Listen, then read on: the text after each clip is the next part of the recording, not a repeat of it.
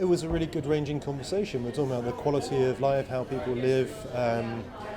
In my view, we're rediscovering ways that we used to live. So a lot of the things we talked about as being current now are actually things we're rediscovering from 70, 80 years ago. Communal spaces in apartments, communal restaurants, bars, dining areas, for example. That's coming back, but with a much more wide set of facilities, which is very exciting. There's some discussion about whether these are real or imagined, but the schemes, some of the developers that we're talking to today, the results they're having on sales and rental, I think are proof of the pudding. It shows that they are working.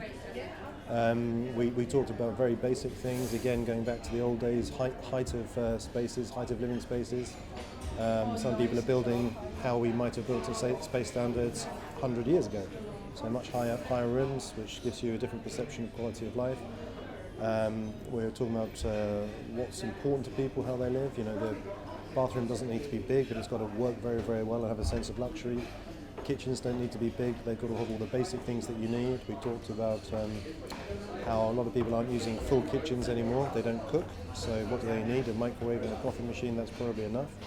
Which means that the kitchen gets smaller and it can change the whole planning and architecture of an apartment or a house. I think that there's some of the codes and space standards at the moment are world class, and so the water use and wastage, for example, is important, but I think that the models of living allow you to enforce that. So some of the build-to-rent or PRS operators, they will offer, just despite the fact that the bills are all inclusive, they'll offer incentives to people who use less heat, less energy, or less water.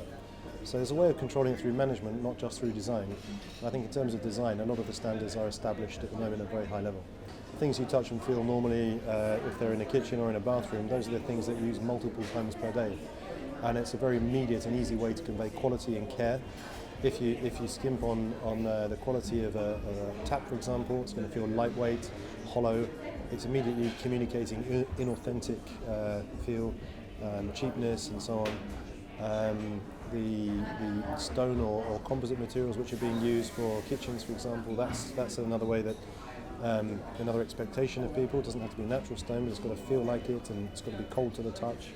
And in the end, a lot of those materials are a lot more hard wearing than the materials we would have used 5 or 10 years ago. So it's very important.